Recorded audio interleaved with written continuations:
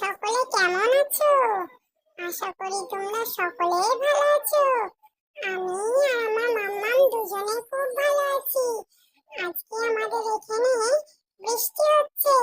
আমি বৃষ্টিতে স্নান করব, কিন্তু আমার মাম্মাম স্নান করতে দিইনি, বললো গোপি ঠান্ডা লেগে যাবে, তাই আমি মাম্মামের কাছে স্নান করে নিচ্ছি। প্রথমে একটি পাত্রে চন্দন আর তুলসী পাতা আর কিছু ফুল দিয়ে দিল মাম্মাম। এবার জল দেবে। দেখো কত জল দিচ্ছে। আমার না স্নান করতে খুব ভালো লাগে। এই যে আমি নেমে পড়েছি স্নান করতে। এবার আমি ভালো ছেলে হয়ে মাম্মামের কাছে স্নান করে নিব।